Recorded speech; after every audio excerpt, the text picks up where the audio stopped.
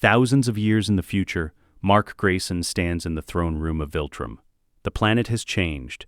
Where once there were monuments to conquest and domination, now there are gardens, libraries, schools. The Viltrumite Empire didn't fall, it evolved, and Mark was the one who changed it. But now he's tired. Terra stands before him. His daughter, his firstborn, she has her mother's eyes and his father's strength. She's ready, more than ready. She's been ruling beside him for the last century, learning, adapting, proving herself to the Viltrumites who still remember the old ways. "You don't have to do this," Terra says. Her voice is steady, but Mark can hear the emotion underneath.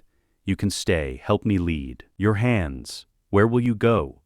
Mark doesn't answer immediately. He looks out at the planet below, at the civilization he built, at the peace he fought for. "Somewhere I should have gone a long time ago.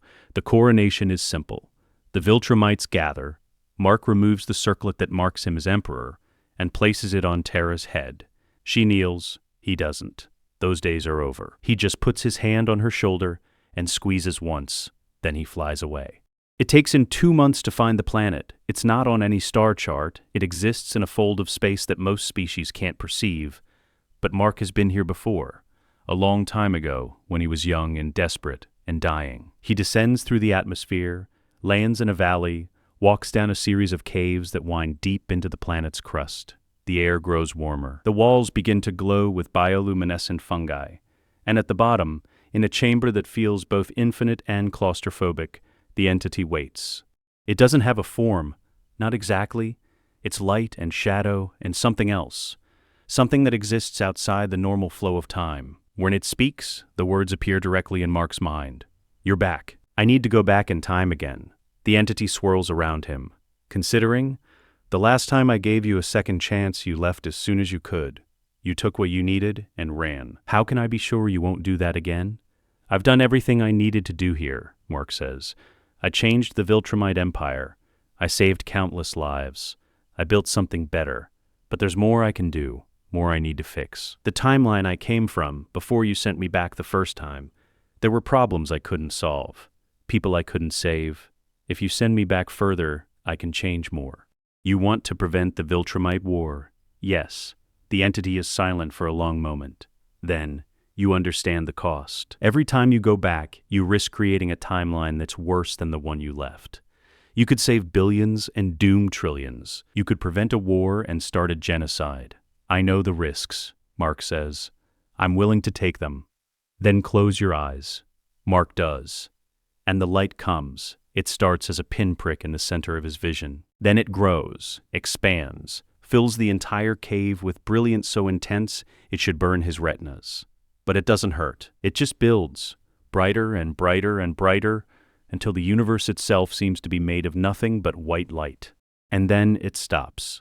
Mark opens his eyes. He's lying in a hospital bed. The room is sterile, white walls, medical equipment beeping steadily, IV in his arm, bandages wrapped around his torso, pain radiating from his ribs. His head feels foggy like he's been drugged, which he probably has been. Someone is holding his hand. He turns his head. Eve is sitting beside the bed. Her face is pale, exhausted. There are dark circles under her eyes like she hasn't slept in days. When she sees him looking at her, she starts crying. "Mark. Oh God, Mark, you're awake." "Eve?" His voice comes out rough, throat dry. She squeezes his hand so hard it almost hurts. "You've been unconscious for 3 days, we thought."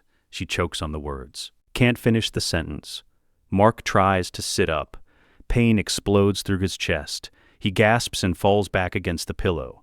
Eve puts her hand on his shoulder, gentle but firm. "Don't move. You're still healing. Your ribs are broken. Your lung was punctured. You lost so much blood that Cecil said you should be dead." Mark closes his eyes, focuses. The memories are there, all of them. Thousands of years of life experience compressed into his brain like data on a hard drive. He remembers being emperor. He remembers Terra's coronation. He remembers the entity and the light. But he also remembers this moment. This exact moment. He woke up in this hospital bed before, in the original timeline before the entity sent him back the first time. This is right after the conquest fight. The fight where he thought he was going to die. Where he would have died if Eve hadn't unlocked her powers and saved him. Except that's not what happened this time. In this timeline, the one the entity sent him to just now, things went differently. Eve tells him what happened while he was unconscious. She tells him that after he headbutted Conquest into submission, after he thought it was over, Conquest got back up, came at him one more time, and Mark, exhausted and broken, somehow found the strength to grab Conquest's throat and squeeze, and not let go until Conquest stopped moving. She tells him that the other Viltrumites fled when they saw Conquest fall, that Cecil's forces secured the area, that they brought Mark here and the doctors worked on him for 18 hours straight. She tells him they won, but Mark knows better. He knows Conquest isn't dead. Can't be dead, because in the original timeline, Conquest survived this fight. Cecil kept him in a secret prison, and later, Conquest escaped and came back for round 2 during the Viltrumite War. That's when Mark finally killed him for real, strangling him while his own intestines hung out of his body. So if Eve is telling him Conquest is dead, either she's wrong or the timeline has already changed in ways he doesn't understand. Mark doesn't correct her, he just squeezes her hand back and says, "Thank you for saving me." "I didn't save you," Eve says. "You saved yourself. You always do." Wants to explain that he's lived for thousands of years, that he's died and come back, that he knows what's coming and he's going to stop it. But he can't. Not yet. She wouldn't believe him. And even if she did, it would put a target on her back. The less people know about his future knowledge, the safer they are. So instead, he just holds her hand and lets himself rest for a moment. Lets himself be Mark Grayson, 19-year-old superhero who just barely survived the worst fight of his life. But inside, his mind is already working, planning, calculating. He has a finite amount of time before the Viltrumite War begins. He needs to get stronger, much stronger. Strong enough to fight Thragg and win. Strong enough to change history. And he knows exactly how to do it. Over the next week, Mark heals. His ribs knit back together, his lung reinflates. The bruises fade from purple to yellow to nothing. Viltrumite healing factor is efficient. By the 8th day, he's cleared for light activity. By the 10th, he's flying again. Cecil debriefs him on day 12. They meet in a secure GDA facility. Cecil sits across from him, eye patch covering his ruined eye, cigar unlit but held between his fingers. "You killed Conquest," Cecil says. "It's not a question." "Yes," Mark lies. "Do you know what that means? Conquest was the Viltrumite Empire's second strongest warrior. You killed him when you were barely trained. That's going to send a message to Thragg, to every Viltrumite in the galaxy. They're going to know your name now." "Good," Mark says. "Let them know." Cecil studies him. "You're different. Something changed during that fight." Mark meets his eyes. "I almost died. That changes a person." "Maybe." Cecil doesn't sound convinced. But he doesn't push. Instead he asks, "What's your next move?" "I need to train, get stronger. There are threats coming that I'm not ready for yet. Thragg, the war that's coming." Cecil leans back. "You think there's going to be a war. I know there's going to be a war. Nolan betrayed the Empire. They're not going to let that stand. Eventually, Thragg is going to come for Earth. And when he does, I need to be ready." "How do you know this?" Mark realizes his mistake. He's speaking with too much certainty, like he knows the future, which he does, but he can't tell Cecil that. So he course corrects. "Nolan told me about the Empire, about their culture. They don't forgive betrayal. It's only a matter of time." Cecil accepts this. "All right, you want training? I can arrange training. What do you need?" "Time and space. Somewhere I can push myself without worrying about collateral damage. I'll set something up. But Mark, there's something else you should know. The Guardians want to debrief you. They have questions about Conquest, about how you beat him." Mark nods. "I'll talk to them." The meeting with the Guardians happens 2 days later. They gather at their headquarters. Immortal leads the questioning. Black, Samson, and Bulletproof sit nearby, listening. Monster Girl and Robot are absent. Mark notices this immediately. In the original timeline, they were always together, inseparable. But according to the reports Cecil gave him, they've been on separate missions for the last few weeks. That's not right. At this point in the timeline, they should still be close, still dancing around their feelings for each other. Something has changed. Another butterfly effect from his presence. Immortal asks him to walk through the Conquest fight step by step. Mark does, sticking as close to the truth as he can without revealing his future knowledge. He describes the brutality, the desperation, the moment he thought he was going to lose. And then the final surge of strength that let him strangle Conquest until the Viltrumite stopped breathing. "You're sure he's dead?" Immortal asks. "I felt his neck break," Mark says. Another lie, but a necessary one. If Cecil is keeping Conquest alive in some secret facility, Mark can't let anyone know he suspects it.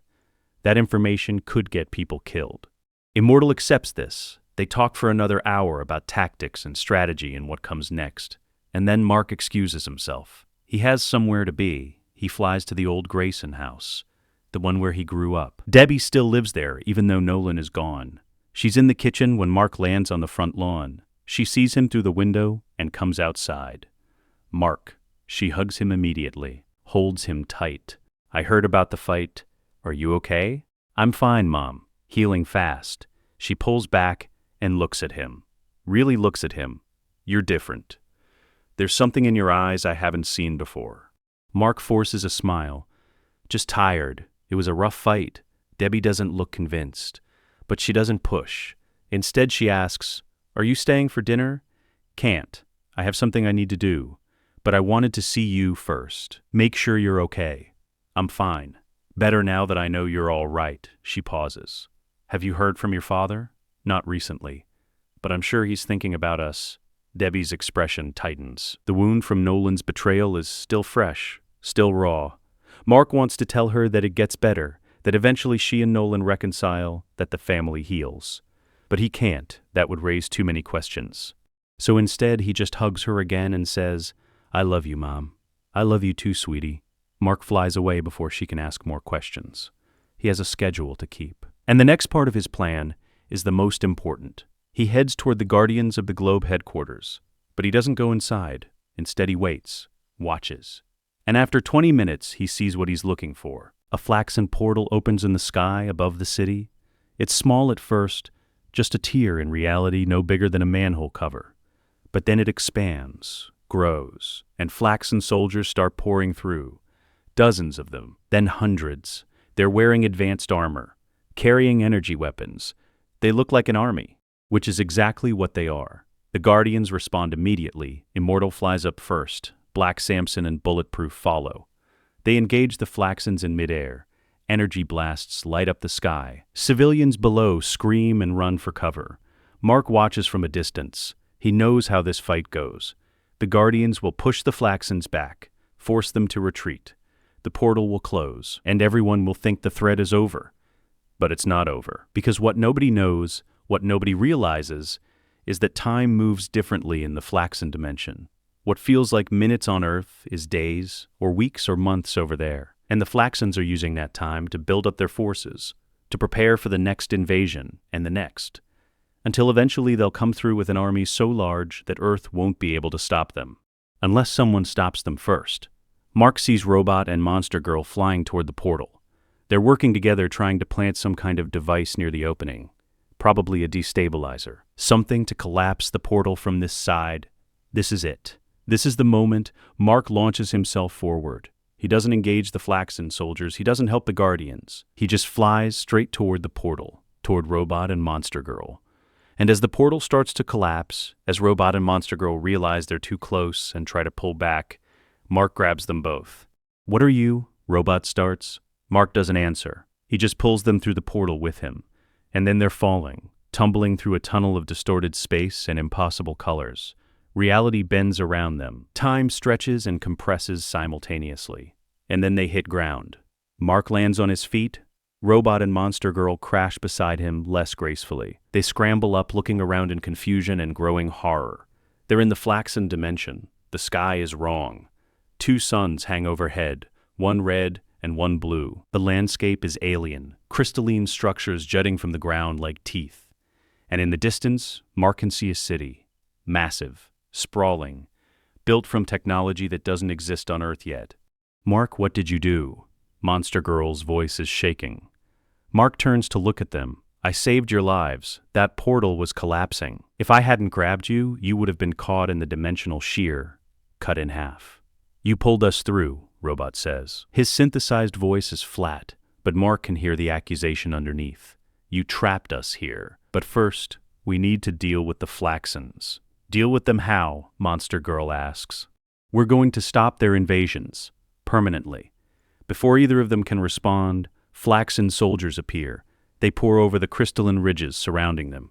There are hundreds, maybe thousands, all of them armed, all of them ready to fight. The lead soldier steps forward. He's larger than the others, wearing more elaborate armor, clearly a commander. He speaks in the flaxen language, harsh and guttural. Mark doesn't understand the words, but he understands the intent. Surrender or die.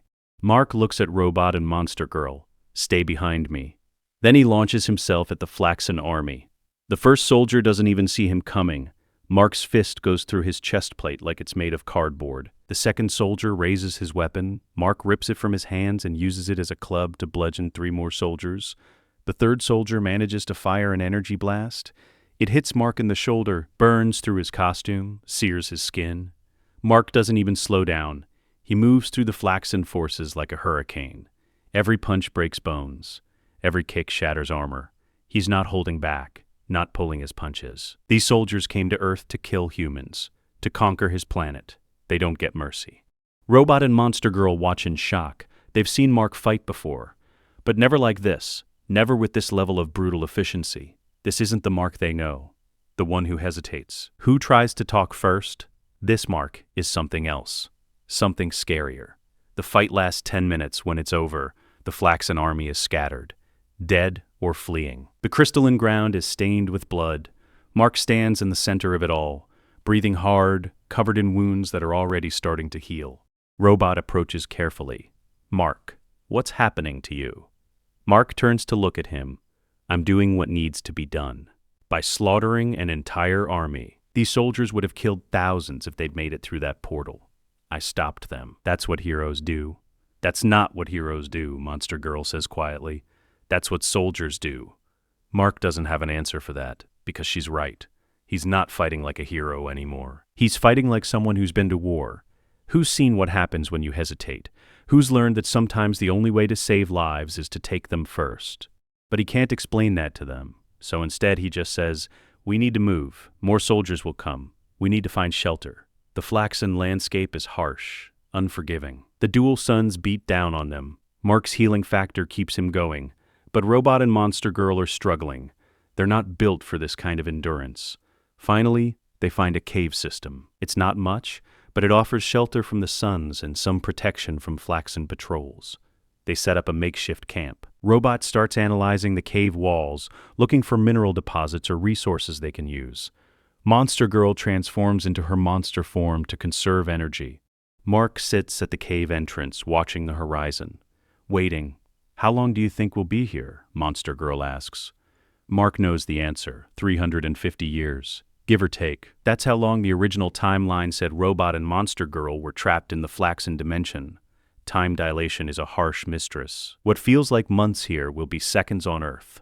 By the time they get back, almost no time will have passed. But Mark can't tell them that. So instead he says, I don't know. But however long it takes, we'll survive. How can you be so calm? Monster Girl asks. We're trapped in an alien dimension, surrounded by enemies with no way home. Because panicking won't help, Mark says, we need to focus, stay sharp, and find a way to survive. Robot speaks up from deeper in the cave. Mark is right. Panic is counterproductive. We need to approach this logically. First priority, secure food and water. Second priority, establish defensible position. Third priority, gather intelligence on flaxen military capabilities and search for technology that might allow dimensional travel. You're talking like we're going to be here for years, Monster Girl says. We might be, Robot responds. Time flows differently here. We need to prepare for long-term survival. Did you know? About the time dilation, Mark meets her eyes. I suspected. And you pulled us through anyway. Yes. Why? Mark considers his answer carefully.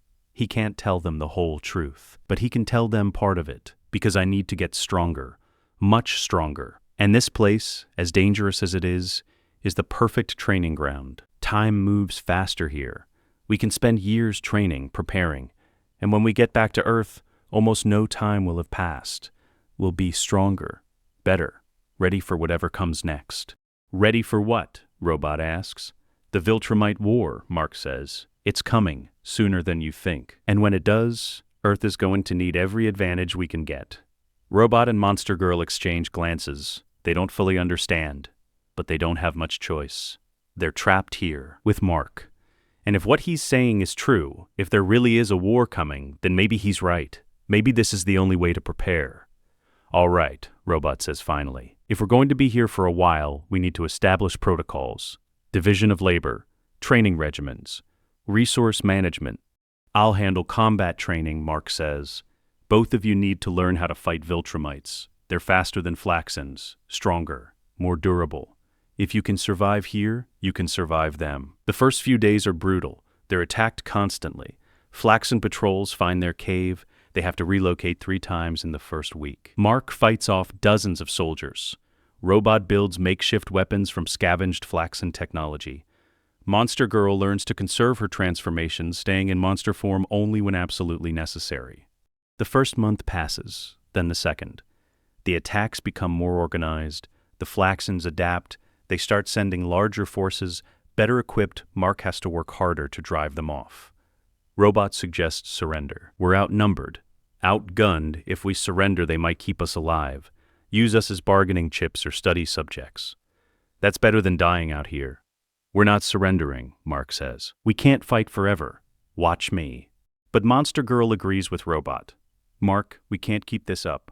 We need a different strategy. Mark looks at them both, sees the exhaustion in their faces, the fear. They don't understand yet. They don't know that this is just the beginning, that they're going to be here for centuries, that they're going to watch each other age and change and become something different. But they'll learn. Fine, Mark says. We surrender, but we do it on our terms. We let them capture us, and then we use that to our advantage. Robot and Monster Girl look relieved. They don't realize Mark is playing a longer game. The Flaxens take them prisoner 3 days later.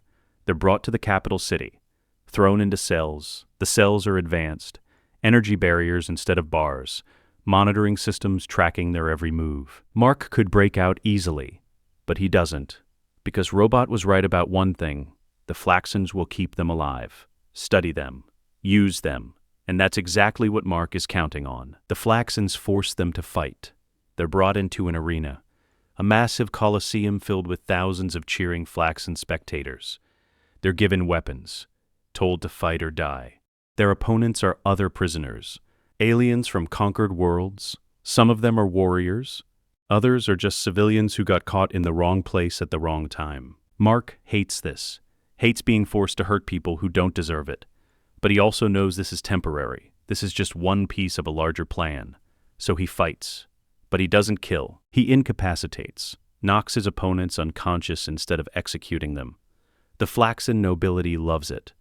They see him as a champion, a gladiator with a sense of honor. They give him better accommodations, better food, more freedom within the prison complex. Monster Girl and Robot are forced to fight too. Monster Girl adapts quickly. Her transformations give her an edge in the arena. Robot struggles at first, but then he starts modifying his suit with scavenged technology from the prison, enhancing his capabilities, making himself more dangerous. Months pass, then a year, then 5 years. Mark watches Robot change. The longer they're imprisoned, the more calculating Robot becomes. He starts making deals with other prisoners, building a network, planning something. Monster Girl ages. Her transformations are taking a toll. Every time she shifts back to human form, she's a little older. The curse of her powers. Mark knows how this ends. He knows that eventually she and Robot will fall in love, that they'll build something together in this hellish dimension. But he also knows that relationship is going to be complicated, painful, built on desperation and survival rather than genuine connection. But that's not his problem. His problem is getting stronger, and the arena is perfect for that. Every fight pushes him harder, forces him to adapt, to innovate. He fights warriors from 100 different species, each one with unique abilities, unique weaknesses. He learns, studies, incorporates their techniques into his own fighting style. He fights a creature made of living stone, learns how to shatter rock with precise strikes. He fights a being that can phase through solid matter, learns how to predict movement based on environmental tells. He fights a telepath, learns how to compartmentalize his thoughts, protect his mind. Each victory makes him stronger, faster, more dangerous. 10 years pass. Then 20. Then 50. Robot stages his coup in year 63. Mark sees it coming months in advance. Robot has been building alliances, recruiting prisoners, stockpiling weapons, planning his takeover of the Flaxen government. Mark stays out of it. He tells Robot he's not interested in politics, he just wants to train, to fight, to prepare for the war he knows is coming on Earth. Robot accepts this. He doesn't understand Mark's motivations, but he respects them. And when Robot's rebellion succeeds, when he overthrows the Flaxen nobility and crowns himself emperor with Monster Girl at his side, he gives Mark what he wants. A private training facility, state-of-the-art equipment, gravity chambers, combat simulators, everything Mark needs to push himself to the absolute limit. And Mark uses it. Every single day, for decades. He trains in gravity 10 times Earth normal, then 20, then 50. He pushes his body until his bones crack and his muscles tear. And then he heals and does it again. Over and over and over. He fights holographic simulations of Viltrumites, studies their fighting styles, learns their patterns, their weaknesses. He fights simulated versions of Thragg, loses 1,000 times, and then starts winning. 100 years pass, Robot's empire is stable. Monster Girl has aged significantly. She and Robot are together now, ruling as emperor and empress. They've changed the Flaxen civilization, ended the invasions, redirected their resources toward internal development instead of external conquest. It's almost beautiful. Almost. Mark keeps training. He's stronger now than he ever was in the original timeline. Stronger than he was when he became emperor.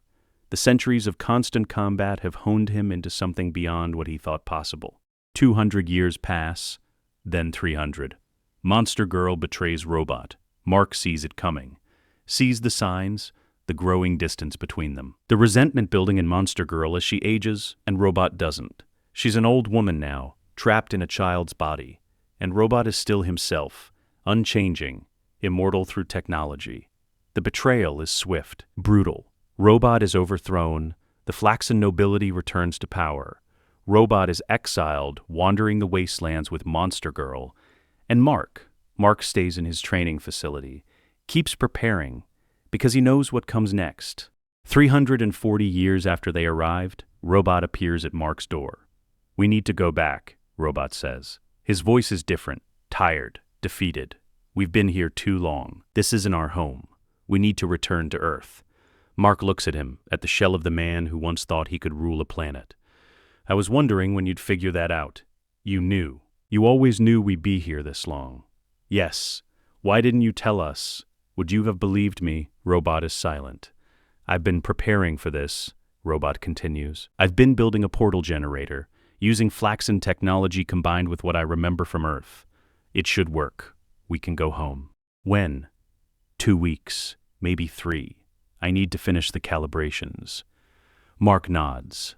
"I'll be ready." Those final weeks feel longer than the previous centuries. Mark knows what's waiting for him on Earth. The war, the battles, the chance to finally change history, to prevent the deaths and suffering he remembers from the original timeline. He's ready.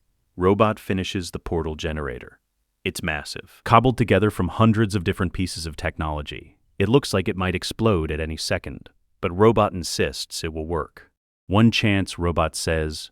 "We get one shot at this. If it fails, we're stuck here forever." "Then don't fail," Mark says. Monster Girl joins them. She's old now, ancient, but her eyes still have fire in them.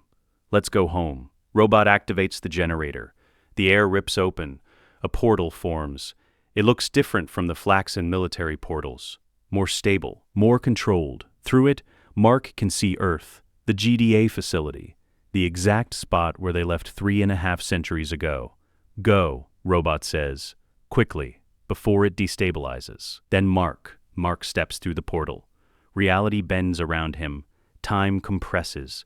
350 years of memories slam against 5 minutes of Earth time. His brain tries to reconcile the contradiction. Fails. For a moment he feels like he's being torn apart. And then he's standing on Earth. In the GDA facility, sirens are blaring. Personnel are scrambling. Cecil is shouting orders. The Flaxen portal in the sky above is closing. The invasion is over. The Guardians are returning to base. Everything is exactly as it should be, except Mark is different now. Fundamentally, irrevocably different. He's 350 years older, 350 years stronger, 350 years more dangerous, and finally, he's ready for what comes next.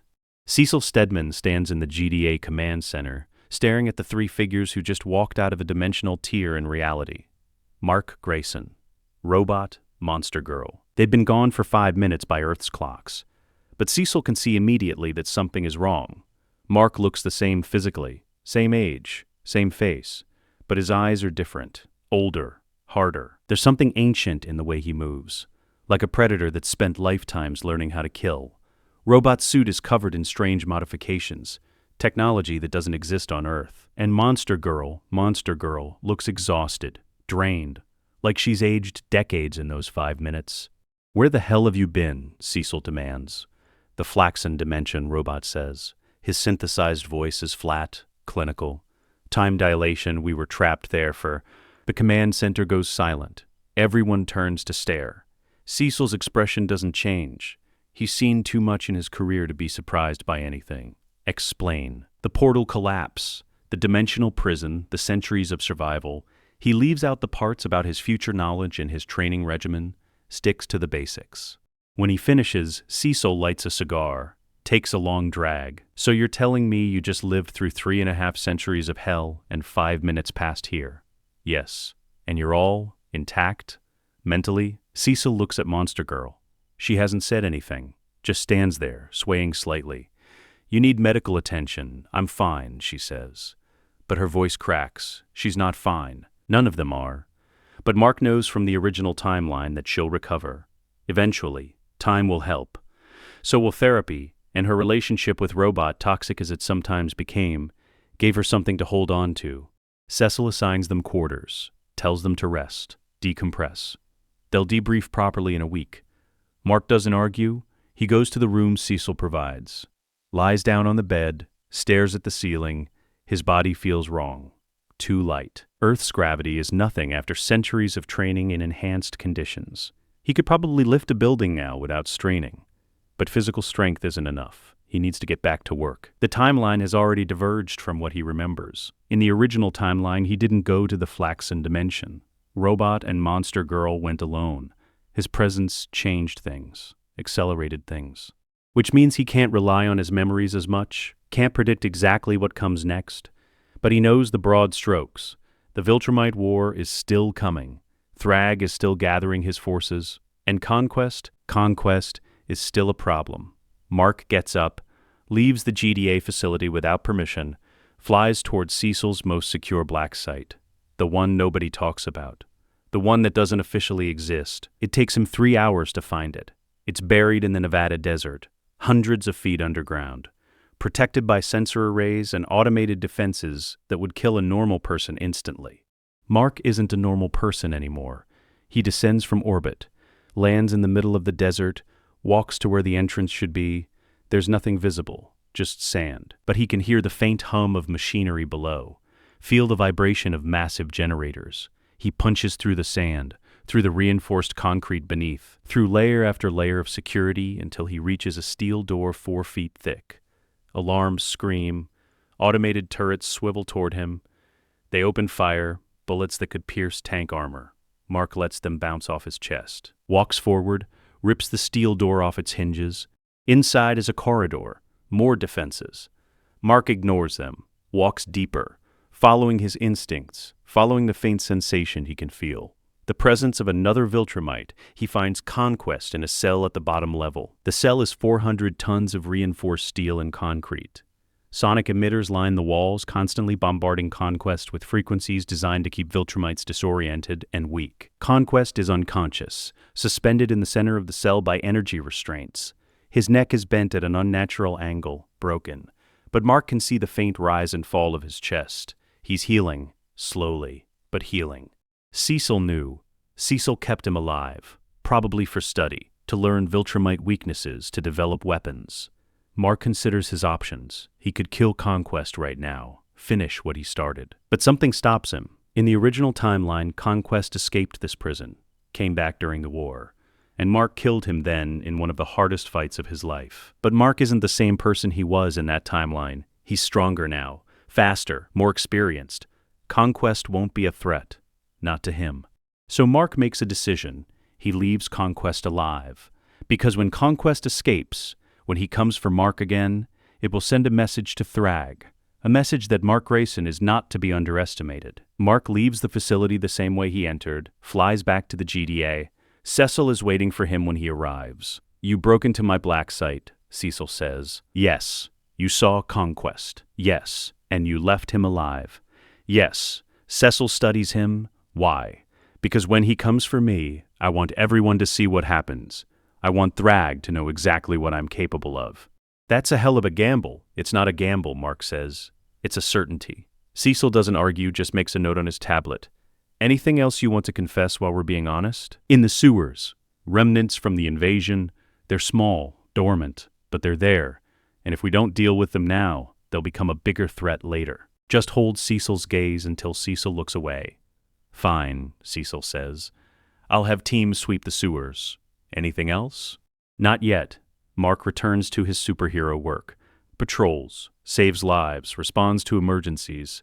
On the surface, everything looks normal, but underneath, he's preparing. Training, every fight is practice. Every villain is a sparring partner. 2 weeks after returning from the Flaxen Dimension, Mark gets a call from his father. Nolan's voice comes through on a secure channel. Mark, I need you to come to Thraxa now. What's wrong? Nothing's wrong, but there's someone I want you to meet. Mark knows who it is. Oliver, his half-brother, born from Nolan's relationship with a Thraxan woman during his exile. In the original timeline, Mark resented Oliver at first, saw him as proof of his father's betrayal. But eventually they bonded, became brothers in truth. This time, Mark knows better. Oliver is family, and family matters. Mark flies to Thraxa. The journey takes 2 days at maximum speed.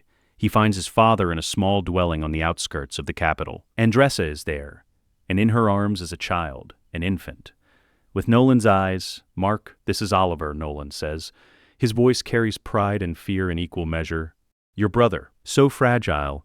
In the original timeline, Oliver grew up fast. Thraxan biology meant he aged rapidly. Within a year, he was a child. Within 5, he was an adult. And he became one of the strongest warriors Mark ever knew. He's perfect, Mark says. Nolan looks relieved.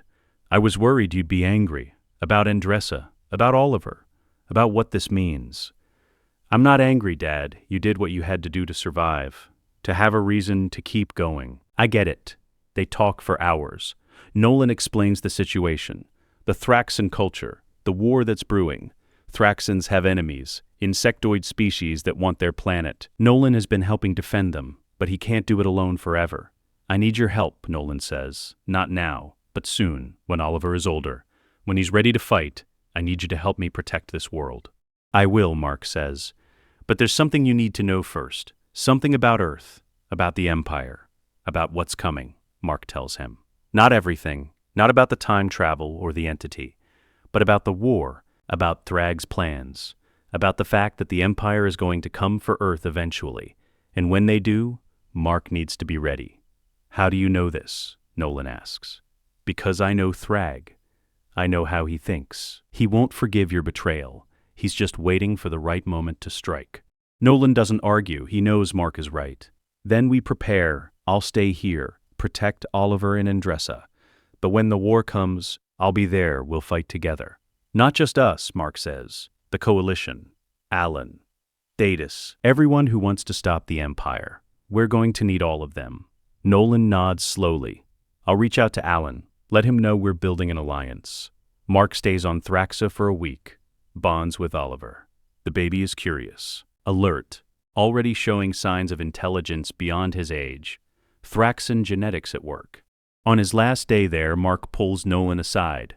Dad, there's something else. About the Empire. About your bloodline. The original ruler of Viltrum. Which means Oliver and I carry that bloodline too. Nolan goes very still. How do you know this? Does it matter? The point is, it's true. And when Thragg finds out, it's going to change everything. The Viltrumites worship Argal. If they know his bloodline survived, they'll follow whoever carries it, not Thragg. Mark, if Thragg learns this, he'll try to kill us all, wipe out the bloodline before it can challenge his authority. I know, which is why we can't tell anyone yet. Not until we're strong enough to face him. Nolan absorbs this. You've changed. The flaxen dimension did something to you. It gave me perspective and time. 350 years of it. 350 years. Nolan's voice is quiet. I can't imagine what that was like. It was necessary. Mark returns to Earth, resumes his life, but he's waiting, preparing. He knows what comes next. The attacks will start soon, small ones at first. Probing, testing Earth's defenses. He's right.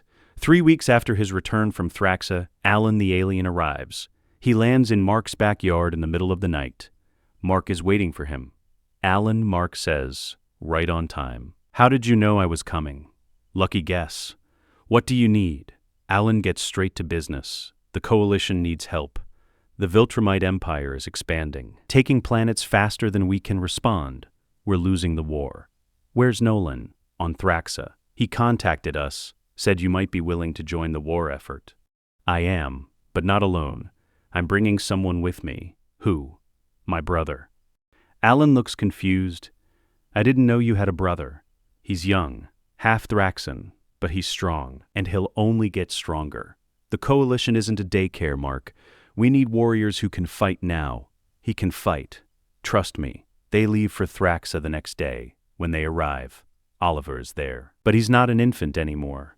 Thraxan rapid aging means he's already a toddler, walking, talking in simple sentences, growing visibly day by day.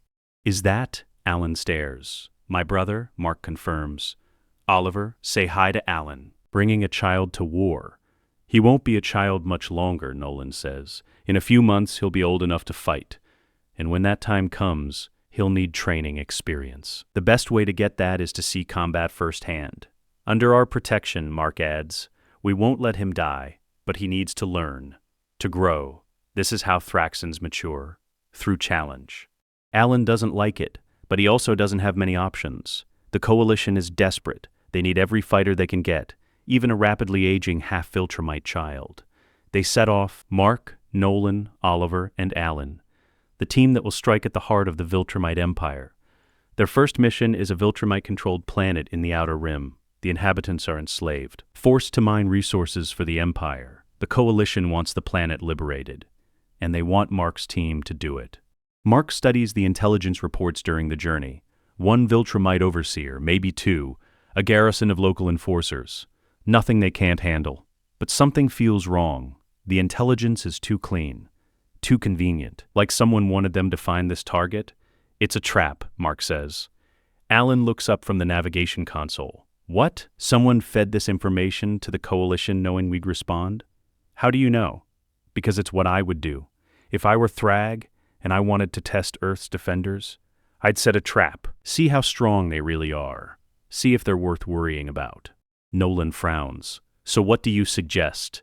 We spring the trap, but we're ready for it. They arrive at the planet, drop out of FTL. The surface is barren, industrial. Massive mining operations scar the landscape, and floating in orbit above the main settlement are 3 Viltrumite signatures. Not 1, not 2. 3. Told you, Mark says. Alan curses. We should abort. 3 Viltrumites is too many. No, Mark says. This is perfect. This is exactly what we need. He opens the airlock, flies out into space. Nolan follows. Alan stays on the ship with Oliver. The child is pressing his face against the viewport, watching with wide eyes. The 3 Viltrumites approach. Mark recognizes them from the original timeline, Lucan, Thula, and leading them, the one Mark has been waiting for, Conquest. He escaped, just like Mark knew he would. And Thragg sent him here, to test Mark, to see if the half-breed who killed him once could do it again. Conquest sees Mark and smiles. It's not a pleasant expression. Grayson, I was hoping it would be you, Conquest Mark says. His voice is calm, level. You recovered from our last fight. Took months. Cecil kept me in a hole, broke me, tried to study me. But I'm a Viltrumite. We don't break. We adapt. We survive, and we come back stronger. So do I. Conquest's smile widens. Then let's see how much you've learned. He charges. Mark doesn't move, just waits, watches. Conquest is fast, Viltrumite fast. In the original timeline, this would have been close. Mark would have struggled, would have taken damage, but Mark isn't the same person he was in the original timeline. Conquest's fist comes at Mark's face. Mark catches it, just catches it, stops all that momentum dead. Conquest's eyes widen in shock. What? Conquest's nose breaks. Blood sprays in the vacuum, freezing instantly into crystalline droplets. 350 years, Mark says quietly. That's how long I trained, how long I prepared for this. You're not a threat to me anymore, Conquest. You're just a message. He yanks Conquest forward, brings his knee up into Conquest's stomach. The cybernetic arm that Conquest rebuilt comes up in defense. Mark grabs it, twists. The metal screams. Sparks fly. And then the arm tears free. Conquest screams. A sound of pure rage and pain. He tries to pull back, to disengage. Mark doesn't let him. He grabs Conquest by the throat, squeezes. This is for Eve, for everyone you've hurt, for everyone you were going to hurt. Conquest claws at Mark's hand. His remaining arm flails uselessly. His legs kick, but Mark's grip is iron. Unbreakable. Behind them, Nolan is fighting Lucan and Thula. He's holding his own barely. 2 against 1 is brutal even for an experienced Viltrumite. But Nolan has rage on his side. Rage at the empire that enslaved him, that turned him into a weapon, that made him betray the family he loves. He channels that rage into every punch, drives Lucan back, catches Thula with an elbow to the temple. She staggers. Nolan follows up with a combination that cracks her ribs. But they're not giving up. They regroup, come at him from different angles. Lucan goes high. Thula goes low. Pincer attack. Nolan has to choose which one to block. He chooses wrong. Thula's punch catches him in the kidney. Lucan's follow-up breaks 2 ribs. Nolan gasps. Blood fills his mouth. He's in trouble. Then Oliver acts. The child has been watching from the ship, learning, and Thragg's instinct is powerful, protective. He sees his father in danger, and something inside him snaps. He's only a few months old, but he's already the size of a 5-year-old human, and his Viltrumite half gives him strength beyond his apparent age. Oliver tears through the airlock, flies into space. His trajectory is clumsy, uncontrolled, but his intent is clear. He slams into Thula from behind, wraps his arms around her neck, bites her shoulder. It's not enough to hurt her seriously, but it's enough to distract her, enough to give Nolan an opening. Nolan takes it, grabs Lucan, headbutts him, throws him into Thula. Both Viltrumites tumble through space. Nolan doesn't give them time to recover. He charges, drives them both toward the planet's surface. They hit atmosphere at terminal velocity. The air ignites around them. They're 3 meteors falling toward the industrial complex below. They impact in the center of the mining settlement. The explosion levels 3 city blocks. When the dust clears, Nolan is standing in a crater. Lucan and Thula are unconscious at his feet, broken but alive. Oliver lands beside his father. He's panting, scared, excited. Did I help? Nolan looks at him, at his son, his child who just flew into space to save him. Yes, Oliver, you helped. In orbit, Mark is still choking Conquest. The old Viltrumite struggles are getting weaker. His face is turning blue. Not dead yet, but close. Mark could finish it, could squeeze just a little harder, end Conquest permanently. But he doesn't. He releases his grip, lets Conquest gasp for air. I want you to take a message to Thragg. Conquest coughs. Blood spatters in the vacuum, freezing instantly. What message? Tell him Mark Grayson is coming. Tell him I know about Argal's bloodline. Tell him I'm going to take everything he built and burn it to the ground. And tell him that when I'm done, the Viltrumite Empire will bow to a new emperor. Conquest stares at him, confusion and fear warring in his expression. You're insane. No, I'm inevitable. Throws him toward Viltrumite space. Throws him with enough force that he'll reach the Empire's territory in a few days. Broken, bleeding, a warning. Alan's ship descends. Mark flies back to it, enters through the airlock. Alan is waiting inside, eyes wide. What the hell was that? That was a statement, Mark says. On the planet's surface, Nolan has secured Lucan and Thula. Coalition forces are arriving, taking the Viltrumites into custody, liberating the enslaved population. The mission is a success. But Mark knows this is just the beginning. Conquest will reach Thragg, will deliver the message, and Thragg will respond. The The war is accelerating. Events are moving faster than Mark expected.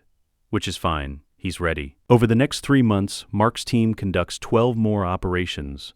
They hit Viltrumite-controlled planets across the Outer Rim, liberate populations, disrupt supply lines. Each mission is a success. Each victory sends a message to the Empire. Earth's defenders are not to be underestimated. Oliver grows rapidly. By the end of the 3 months, he's physically a teenager, training with Mark and Nolan every day, learning combat, strategy, survival. He's reckless, impulsive, but he's also brave, loyal, everything a warrior should be. Alan coordinates with Coalition Command, feeds them intelligence, plans their next moves, and during one of these planning sessions, Mark pulls him aside. "There's a traitor in the Coalition," Mark says. Alan goes still. "What?" "I don't know which one, but one of them is feeding information to the Empire. That's how Conquest knew where to find us." "How do you know this?" "Does it matter? You need to test them. Feed them false information, see which twin passes it along." Alan doesn't argue. He's learned to trust Mark's instincts. "I'll talk to Thetis. We'll set a trap." The trap works. Thetis feeds the Mauler twins false intelligence about a major Coalition fleet movement near Tailskria. Says it's top secret. Only a handful of people know about it. 2 days later, Viltrumite forces arrive at the location, ready to ambush a fleet that doesn't exist. The thinner Mauler twin realizes immediately what happened. Realizes his brother betrayed them, his face goes pale, then red. Then he pulls a weapon. "You bastard," he says to his identical clone. "You sold us out." The traitorous twin tries to run, doesn't make it 2 steps. The loyal twin shoots him in the head. The body drops. Brain matter splatters across the floor. Thetis doesn't stop him, just watches. Then orders the body taken away for autopsy, to see if they can determine how the Viltrumites corrupted him, what they offered, what leverage they used. But Mark knows the answer. It's the same as it always is. Power. The Viltrumites promised the traitor power, authority, a place in the new order after Earth falls. Except Earth isn't going to fall, not this time. With the traitor eliminated, Mark's team steps up their operations. They start targeting higher-value objectives, Viltrumite command posts, supply depots, strategic choke points. Every victory weakens the Empire. Every defeat hurts Thragg's authority. And then Thetis makes a decision. He's joining the team. The leader of the Coalition of Planets is leaving his safe headquarters to fight on the front lines. "This war has gone on long enough," Thetis says. "It's time to take the fight to Viltrum itself." Mark nods. This is it. The moment he's been preparing for. The attack on Viltrum. The confrontation with Thragg. The battle that will decide the future of the galaxy. They plan for 2 weeks. Study Viltrum's defenses, identify weaknesses, build their strategy, and then they launch. The journey to Viltrum takes 3 days at maximum FTL. They travel in silence. Everyone knows what's at stake. If they fail, the war is lost. Earth falls. The Coalition collapses. The Empire continues its conquest of the galaxy for another 1,000 years. But if they succeed, if they can kill or capture Thragg, if they can break the Empire's leadership, then maybe, just maybe, they can end this. They drop out of FTL at the edge of the Viltrum system. The planet hangs before them, red and angry, scarred by millennia of warfare, and surrounding it is a ring of bodies, hundreds of thousands of dead Viltrumites, the remnants of the Great Purge and the Scourge virus, a graveyard orbiting a tomb. "We hide in the ring," Mark says. "Use the bodies for cover. They won't expect an attack from inside their own dead." They maneuver carefully, slowly, using minimal thrust to avoid detection. It takes hours to reach a good position. But finally they're in place, hidden among the corpses, looking down at Viltrum, and there, floating in space above the planet's capital, is Thragg. He's alone, just waiting. Like he knew they were coming, Mark realizes immediately what this is. A challenge, an invitation. Thragg wants this fight, wants to face the half-breed who's been disrupting his empire, who's been killing his warriors, who claims to carry Argal's bloodline. "He's baiting us," Nolan says. "I know," Mark replies. "It's a trap. I know. We should wait, regroup, find another approach." No. Mark is already moving, already flying toward Thragg. This ends now. Nolan curses. Follows. Oliver and Thetis and Alan come after, the whole team converging on one target, Thragg watches them approach. His expression is calm, almost bored. He crosses his arms, waits. When Mark is close enough, when they're hovering in space facing each other with nothing but vacuum between them, Mark speaks. "I killed Conquest." Thragg raises an eyebrow. "So he said, before I sent him away to heal." Again, "You seem to have a habit of leaving him alive." "Not this time. I let him go so he could deliver a message. But the next time we meet, he dies." Bold words from a half-breed. I'll back them up, starting with you. Thragg's expression doesn't change, but Mark can see the tension in his shoulders. The coiled readiness. "You want to challenge me? Fine. But know this. I am the Grand Regent of the Viltrumite Empire. I have killed more enemies than you have years of life. I have conquered planets, ended civilizations. What makes you think you can stand against me?" Mark doesn't answer with words. He answers with action. He flies forward, gathers speed, more speed, pushing himself faster than he's ever moved before. 350 years of training compressed into one explosive moment. His fist connects with Thragg's face. The impact creates a shockwave visible from the planet's surface. Thragg's head snaps back. His lip splits. Blood sprays. For the first time in over 1,000 years, Thragg bleeds. The Grand Regent touches his lip, looks at the red on his fingers. His expression shifts from boredom to surprise to something that might be respect. "Interesting," Thragg says. Then he attacks. Thragg moves like lightning. One moment he's stationary, the next his fist is 2 inches from Mark's skull. Mark barely blocks in time. The impact rattles his bones, sends him spinning through space. Thragg doesn't let up. He follows, drives his knee into Mark's ribs. Mark feels something crack. Pain explodes through his chest.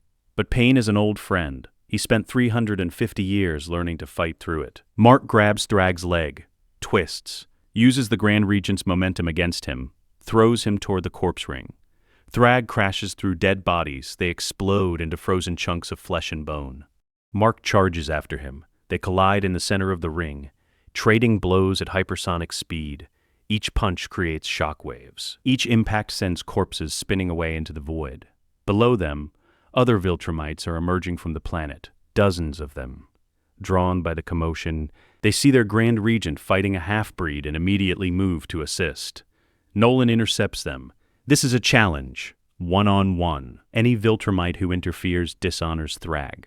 The other Viltrumites hesitate, look to each other. Craig the General floats at the front. He's scarred, ancient, one of the oldest living Viltrumites. The half-breed spoke truth? He challenged the Grand Regent? "Yes," Nolan says. "Then we watch.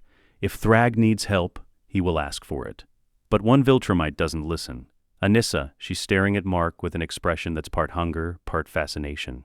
She licks her lips, starts flying toward the fight. Oliver blocks her path. He's young, physically maybe 16 now, but his eyes have the intensity of his father's. "My brother fights alone. Move, child, or I'll move you." Oliver doesn't move. Anissa reaches for him. Oliver catches her wrist, squeezes, hard enough that she winces.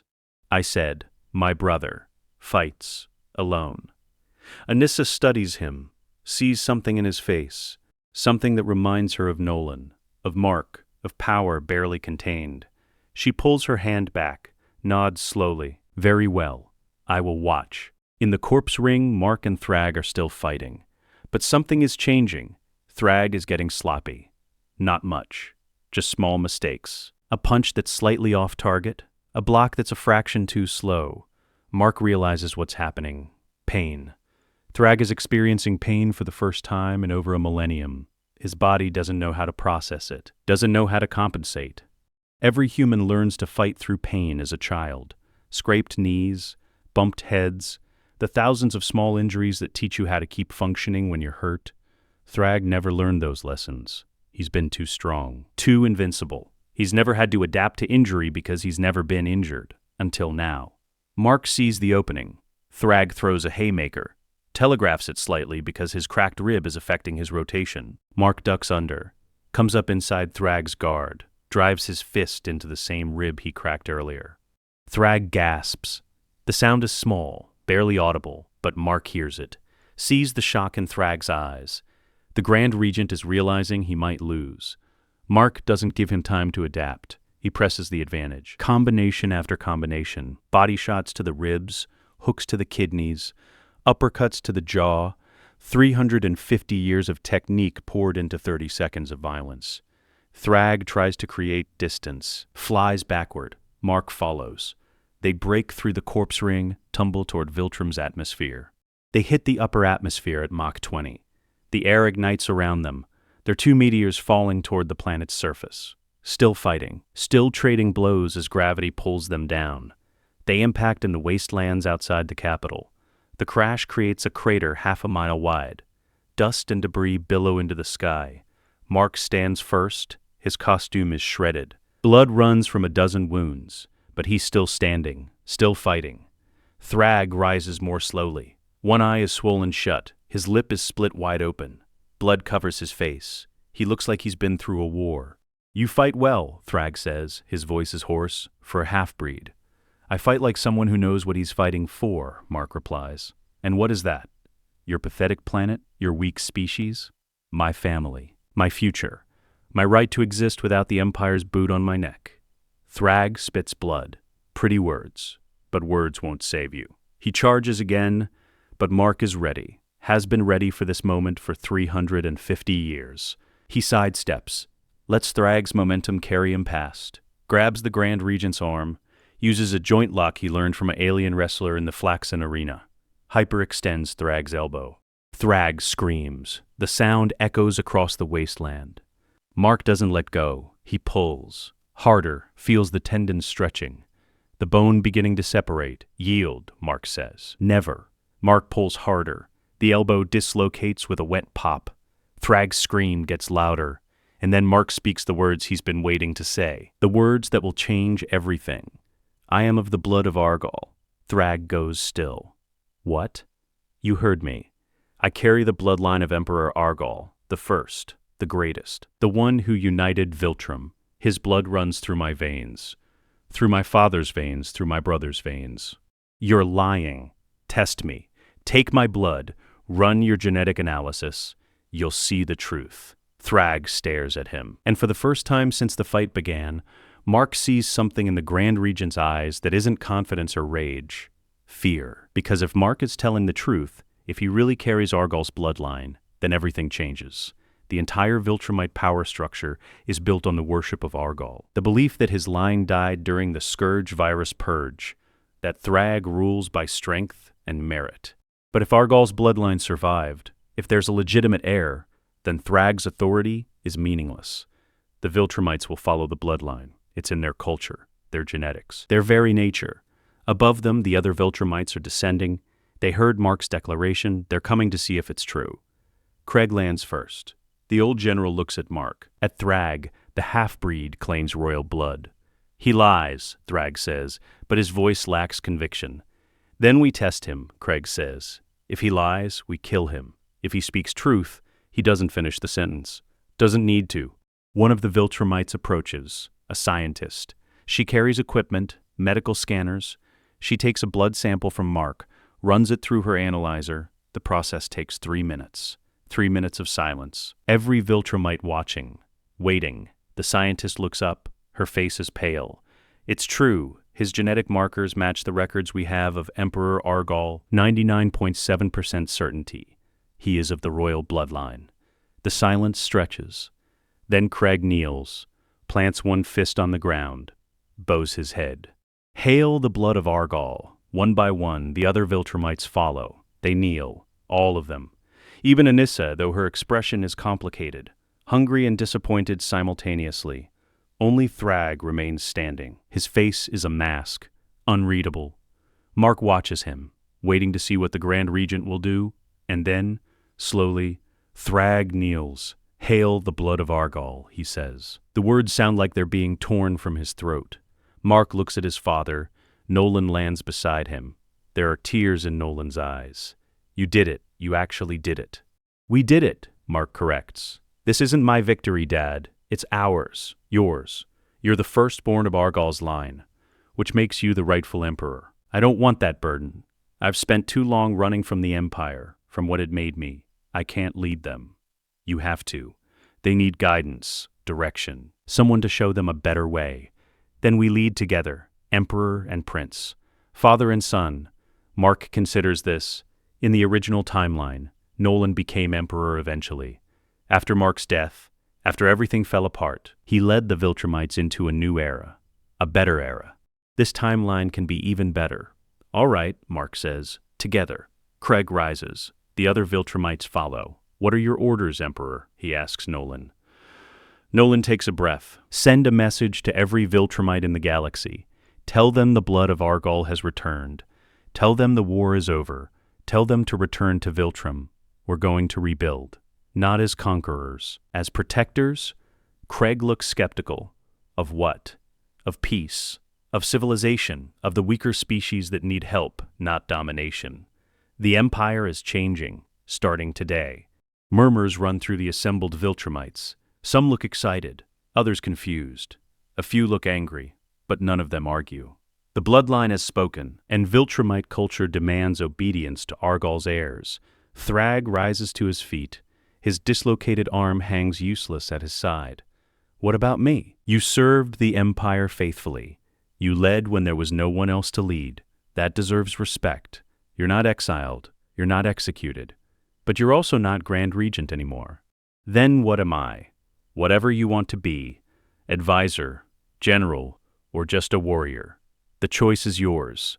Thragg is silent for a long moment. Then he nods once. I will serve, as I always have.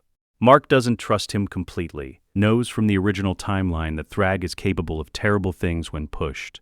But he also knows that right now, in this moment, Thragg genuinely believes in following the bloodline. Viltrumite cultural programming is powerful. The question is how long that belief will last. The Viltrumites depart. They fly toward their ships, toward Earth, toward the task of rebuilding civilization. Nolan goes with them. He needs to address the entire Empire, make his intentions clear, start the process of change. Mark stays behind with his team. Alan, Thetis, Oliver. They're standing in the crater watching the Viltrumites leave. Did that just happen? Alan asks. Did you just end a war by revealing your bloodline? Part of it, Mark says, but it's not over yet. The Coalition, they're not going to accept this. They're going to see a Viltrumite Empire under new leadership and still see a threat. They're going to demand concessions, reparations, probably executions. Thetis's expression hardens. They'll demand Thragg's head. He's responsible for countless deaths. Entire civilizations destroyed. I know. But if we execute Thragg, the Viltrumites who still believe in the old ways will rebel. We'll have a civil war. Everything we just accomplished will be for nothing. So what do you suggest? Diplomacy, negotiation. Show the Coalition that the new empire is different. Give them time to see the changes, and in the meantime keep Thragg away from them. Let tempers cool. The Coalition won't accept that. They want blood. Then we give them something else. Reparations, aid. Viltrumites volunteering to help rebuild destroyed worlds. Actions that prove the Empire has changed. It won't be enough. It has to be. Knows from the original timeline that this is where everything nearly fell apart. Where Thetis's grief and rage overwhelmed his judgment. Where violence erupted when it should have been avoided. He's determined to change that outcome. The Coalition Council chambers are packed. Representatives from hundreds of worlds. All of them angry. All of them demanding justice. They've been fighting the Viltrumites for decades, losing billions of lives, watching their civilizations burn. And now they're being told the war is over, that the Viltrumites have a new leader who promises peace. They don't believe it. Nolan stands before the council, Mark at his side, Oliver behind them, the 3 generations of Argal's bloodline. I know you have no reason to trust me, Nolan says. I was a soldier of the Empire. I conquered planets, killed millions. I can't undo those actions. Can't bring back the dead, but I can promise you that the Empire I lead will be different. Different how? One of the council members shouts. You'll kill us more efficiently? Conquer us more humanely? We won't conquer anyone. The age of Viltrumite expansion is over. We're going to Earth. We're going to integrate with humanity. Learn what it means to be part of a civilization instead of ruling over one. And then, when we've proven ourselves, we'll offer our services to the Coalition. As protectors, peacekeepers, whatever you need. We need Thragg dead, another council member. He destroyed my world. Killed my family. I want his head. The chamber erupts. Hundreds of voices shouting, demanding execution, demanding blood. Thetis stands, raises his hand. The chamber quiets. Slowly. I understand your anger, Thetis says. His voice is soft, controlled. I've lost people too. Friends, allies, entire species that trusted me to protect them. The Viltrumites took them all. And for what? Territory? Resources? Pride? He walks toward Nolan, Mark tenses, ready to intervene if necessary. But killing Thragg won't bring them back, Thetis continues. It won't undo the damage, it will just be revenge. And revenge is easy, it feels good in the moment, but it doesn't build anything. Doesn't create peace, just more bodies, more grief. He stops in front of Nolan. You say the Empire has changed. Prove it. Open your borders. Allow coalition observers, let us see these changes firsthand. And if you're lying, if this is just another Viltrumite trick, then we'll have our war. And this time, we'll win. Because we'll have right on our side. Nolan meets his eyes. Agreed. Coalition observers are welcome on Earth, on Viltrum. Wherever you want to send them, we have nothing to hide. And then, slowly, some of the council members start nodding, agreeing. Others still look skeptical, angry. But the moment of crisis has passed. Mark breathes out, relief flooding through him. It worked. Thetis didn't pull the Scourge virus, didn't try to kill Nolan. The timeline has changed, for the better. But then he sees something that makes his blood run cold. Thetis is reaching into his robes. His hand is moving towards something he's kept hidden until now. Mark moves without thinking, crosses the distance in a heartbeat, grabs Thetis's wrist. Don't, Mark says quietly. Thetis looks at him, and Mark sees it in his eyes. The madness, the grief that's been building for years. The rage at watching world after world burn while he tried to hold the coalition together. They can't be trusted. Thetis whispers, Viltrumites don't change. They adapt, evolve, find new ways to conquer. If we let them survive, they'll come back. Maybe not in our lifetimes, but eventually, and billions more will die. You're wrong. I've seen the future. I've lived through timelines where they change, where they become something better. You have to trust me. Why would I do that? Because you don't have a choice. The Thetis pulls his hand free. The weapon comes out, a small vial. Glowing green, the Scourge virus. The bioweapon that nearly destroyed the Viltrumite species once before. I'm sorry, Thetis says, but this is the only way. He raises the vial, prepares to throw it. And then his head is gone. Thragg stands where Thetis was. His hands are covered in blood. Thetis's body collapses, the vial falls. Mark catches it before it can break. Holds it carefully, the chamber explodes into chaos. Coalition members screaming, reaching for weapons. Alan is shouting something. Oliver is frozen in shock. And Thragg just stands there, calm. His dislocated arm has been set, healed. He must have found a medical facility before coming here. He threatened the Emperor, Thragg says. His voice carries across the chaos. The penalty for that is death. You murdered him, Alan's voice, raw with grief and rage. Thetis was a hero. He saved billions. He was going to kill billions more.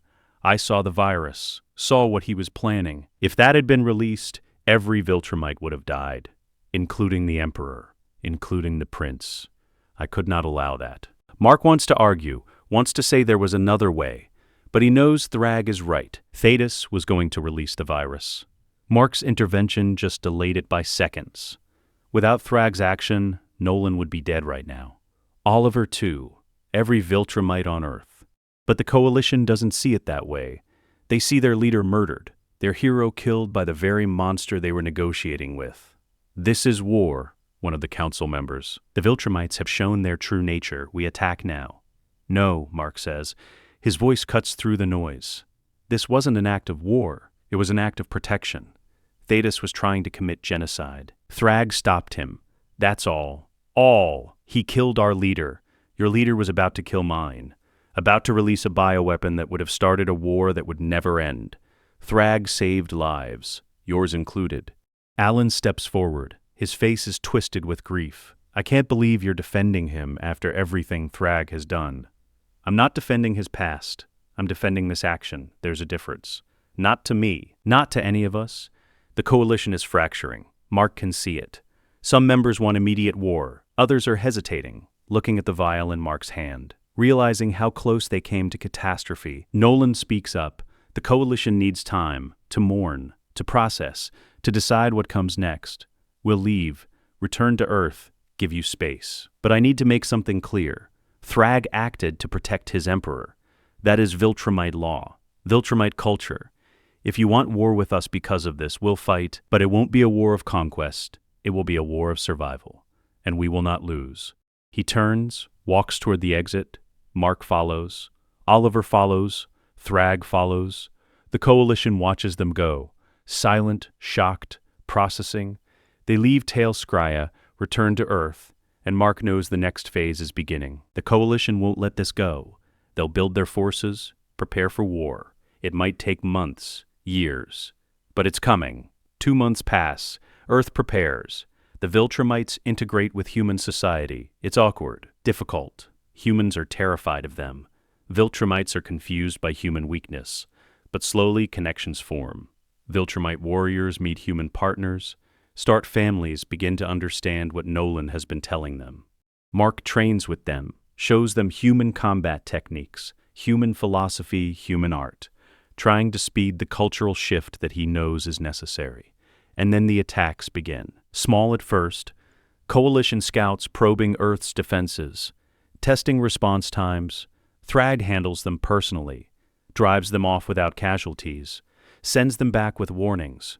But the attacks increase, become more frequent, more organized. 6 months pass, then a year, then 18 months. The attacks are constant now, not strong enough to threaten Earth, but strong enough to be annoying, exhausting. The Viltrumites are frustrated. They want to retaliate, strike back at Coalition worlds, show them the price of aggression.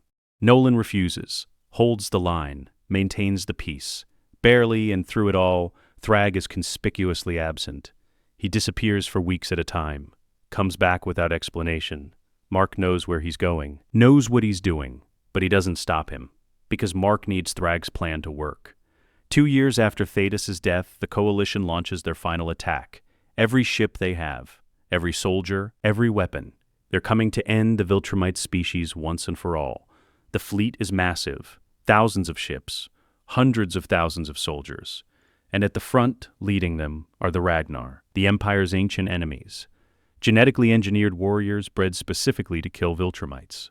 The Ragnars are terrifying, 8 feet tall, 4 arms, armored hide, and enhanced with technology that makes them nearly as strong as Viltrumites. With them come the darts, anti-Viltrumite serum. Based on Nolan's own research, weaponized against his people, the Viltrumites meet them in space above Earth. Nolan leads the defense, Mark at his side, Oliver behind them. 300 Viltrumite warriors spreading out to face an army. The first wave crashes into them like a tsunami. Ragnar warriors tearing through their formation, darts flying. 3 Viltrumites go down in the first 30 seconds, weakened by the serum, overwhelmed by sheer numbers. Mark grabs one of the fallen, pulls him back toward Earth, gets him to safety. But when he turns back, another Viltrumite is down. Then another. They're losing. Nolan is fighting like a demon, killing Ragnars by the dozen, but there are too many. Even his strength has limits. Blood pours from wounds across his body.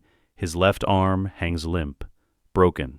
Oliver is screaming, fighting 3 Ragnars simultaneously. He kills one, then another, but the third gets him, buries its claws in his shoulder, drags him down. Mark flies to save him, but he's too far away. He's not going to make it. And then the sky changes. A second fleet drops out of FTL.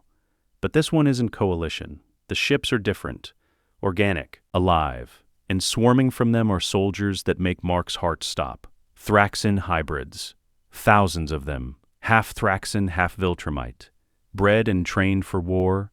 They're smaller than pure Viltrumites, but faster, more agile, and they fight with a coordination that's breathtaking. At the head of the hybrid army is Thragg. He's changed. His armor is different, Thraxan style. And the way he moves, the way he commands the hybrids, it's clear he's been with them for 2 years, training them, leading them, becoming something more than just a grand regent. He's become a father. The hybrids tear into the Coalition forces. They don't fight like Viltrumites, don't rely on raw strength. They use tactics, coordination. They swarm individual targets, overwhelmed through numbers and precision. The tide turns in minutes. Thragg flies to where Nolan is fighting, bows quickly. "Emperor, your reinforcements have arrived." Nolan stares at him, blood running into his eyes. "Thragg, what?" Explanations later. "Right now, we have a war to win." The battle becomes a slaughter. The coalition forces are trapped between the Viltrumites and the hybrids. Their fleet is torn apart. Their soldiers are killed or captured. The Ragnars are eliminated to the last. When it's over, when the void is filled with debris and bodies, the survivors limp back to Tailskria. The Viltrumites and hybrids follow them, not to attack, to negotiate. The Coalition Council meets them on Tailskria, what's left of them. Half the council died in the battle, the rest look broken, defeated. "We surrender," one of them says. "No," Nolan replies. "No surrender. Ceasefire, peace. We're not conquerors anymore. We're just trying to survive, same as you." Alan steps forward. He looks older, tired. "How can we trust you? After everything, because you don't have a choice. Because the alternative is extinction for both our species. Because maybe, just maybe, we can build something better together." Alan looks at Mark. "Do you believe that? Really?" Mark meets his eyes. "Yes, I've seen it, in futures that don't exist yet, but could, if we choose it." The ceasefire is signed. The war ends. Not with victory, not with surrender, just with exhaustion on both sides and a mutual decision to stop killing each other. The Viltrumites and hybrids return to Earth. Thragg stays behind. Approaches Nolan and Mark. The hybrids need a place to live, he says. Somewhere they can build their own civilization. "I've been thinking. The moon. Earth's moon. We could establish a base there. Train the next generation. Protect Earth from threats beyond." Nolan considers this. The moon is acceptable, but they answer to Earth, to the Empire, not to you alone. Agreed. They return to Earth, to celebration, to hope. The Viltrumites have proven themselves, shown humanity that they can be trusted, that they can change. But there's one more problem. Robot. He's been planning something. Mark has felt it, seen the signs Viltrumite children have been disappearing. Just a few, not enough to cause panic, but enough to notice. Mark finds him in an abandoned facility. Robot has the children, 20 of them, all young, all powerful, held in stasis fields. "What are you doing?" Mark asks. Robot doesn't look at him, just continues typing on his terminal, ensuring humanity's survival. "These children are weapons. Uncontrolled, dangerous. I'm going to raise them properly. Train them, make them loyal to humanity, not to the Empire. By protecting humanity from them." Mark shakes his head. "You've lost your mind. The Flaxen dimension broke something in you. You used to be better than this. I used to be naive. I've learned, evolved. This is necessary." "No, it's not. Release them, now. Or what? You'll fight me? Kill me? I've spent 2 years preparing for this moment, building defenses, creating contingencies. You can't stop me. I don't have to stop you. I just have to find your real body." Robot goes still. "What?" "You're in a remote body right now, controlling it from somewhere safe. But I know how you think. I know you've been working out of a facility in the Rockies, and I know Thragg is already there, finding the real you. I already did. Release the children. Surrender. Face justice. Or Thragg kills the real Rudy Connors and your remote body shuts down forever." Silence, long and terrible. Then the stasis fields deactivate. The children wake up, scared but unharmed. "I was trying to save humanity," Robot says quietly. "From you, from the Empire, from the future I saw coming. You can't save people by becoming their dictator, by taking their choices away. That's not salvation. It's just another kind of conquest." Robot's body shuts down. Mark collects the children, returns them to their families. And Thragg lets the real Rudy Connors live, under guard, in custody, but alive. It's mercy. The kind the old Thragg never would have shown. 5 years pass. The Viltrumites have integrated completely with Earth. They're no longer invaders or occupiers. They're citizens, parents, teachers, protectors. The hybrids have built a thriving colony on the moon. They patrol the solar system, respond to threats, work alongside human and Viltrumite soldiers as equals. The coalition has opened diplomatic relations, trade agreements, cultural exchanges. The wounds are healing. Slowly, but healing. And Mark stands in the backyard of his childhood home. Eve is with him. They're watching Oliver play with a group of hybrid children, teaching them how to fly without crashing into things. "You did it," Eve says. "You changed history." "We did it," Mark corrects. "All of us. Together." What now? Mark thinks about the entity, about the cave on that distant planet, about the infinite futures that branch out from every choice. Now we build. We create something worth protecting, something worth fighting for, a galaxy where humans and Viltrumites and every other species can coexist, can thrive, because I've seen what happens when it doesn't, and I've spent thousands of years learning how to make it succeed. Eve takes his hand. Thousands of years, I still can't wrap my head around that. Most days, neither can I. They stand there, watching the sunset, watching children play, watching a future that's brighter than any Mark has lived through before. And somewhere in a cave on a distant planet, an entity swirls in satisfaction. Another timeline corrected. Another future saved. The work continues. Let us know what you'd like to see next. The end.